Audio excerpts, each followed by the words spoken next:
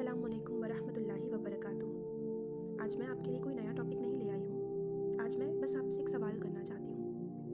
हम नमाज़ पढ़ते हैं, दुआ करते हैं, वज़ाइफ करते हैं, फिर भी दिल के किसी कोने से आवाज़ आती है दैट समथिंग इज़ मिसिंग। इबादत तो हो रही है, लेकिन उनका जो असर, जो इम्पैक्ट हमारी डे टू डे लाइफ पर होना चाहिए, हमारे रूह को जो सुकून मिलना चाहिए, वो नहीं हो रहा। वो चीज़ें ज़िंदा नहीं रह पा रही। अगर हमारी इबादत में दम ना हो तो उसका असर भी ज़िंदा नहीं रहता। आज हम बात करेंगे उन चीज़ों की जो आवाज़ किए बगैर, शोर मचाए बगैर हमारी इबादत का गला घोट देती है। नंबर 1, नमाज। ये फ़र्ज़ तो है, लेकिन मुलाकात का एक ज़रिया है हमारे रब्बुल आलमीन से। हम नमाज़ पढ़ते हैं, लेकिन रुकू में जाते वक्त सिर्फ हमारा जिस्म झुकता है, दिल तो कहीं और लगा होता है। सजदे में हम ज़मीन को छूते हैं, लेकिन होना तो ये चाहिए कि हमारी रूह अल्लाह को छुए, अल्लाह से बातें करे। नमाज को हमने सिर्फ एक फॉर्मेलिटी बना दिया है, जबकि नमाज मुलाकात है हमारे रब्बुल आलमीन से। जो शख्स नमाज में रुकना नहीं जानता, वो ज़िंदगी में सुकून कैसे पाएगा। नंबर 2, नमाज के बाद जल्दबाजी करना। नमाज ख़त्म होती है और हम उठकर खड़े हो जाते हैं। ना कोई जिक्र होता है, सिर्फ हमें जल्दी होती है कि हम किस तरह अपनी डे टू डे की एक्टिविटीज़ को कंप्लीट करें। हम अपना फ़ोन लेते हैं और इसी में कोई अननेसेसरी एक्टिविटीज़ करते होते हैं। सोचिए, जब अल्लाह ने हमें अपनी तरफ बुलाया है और हमने सलाम फेर लिया और फिर हमने दुनिया की तरफ मुँह कर लिया।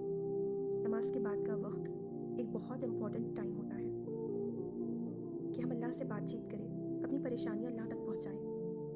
वैसे तो अल्लाह तमाम चीज़ें जानने वाला है, लेकिन आप उससे एक बार मांग कर तो देखिए। नंबर 3, रिया। वो जहर जो अमाल को मार देता है।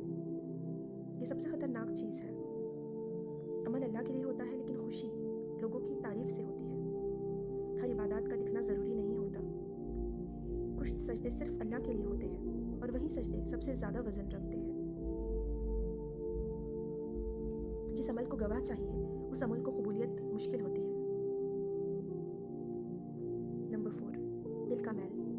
ये इबादत का एक बहुत बड़ा खातिल है। हम वज़ू कर लेते हैं, लेकिन हमारे दिल में जो मैल है किसी और के लिए, वो नहीं धुल पाता। बुग़्ज़, हसद, गिला और माफ़ ना करना। याद रखिए, मैले दिल से निकली हुई इबादत आसमान तक नहीं पहुँचती। माफ़ करना कमज़ोरी नहीं है, ये रूह की शिफा है। जब दिल साफ़ होता है तो कोई नहीं रोक सकता हमारी तमाम इबादत को कबूलियत से। नंबर 5, छोटे गुनाह जो छोटे नहीं होते। हम कहते हैं अक्सर कि ये छोटी सी बात है, अल्लाह गफूर है, इससे क्या ही फ़र्क पड़ेगा। तो आप ये चीज़ जान लें कि फ़र्क पड़ता है।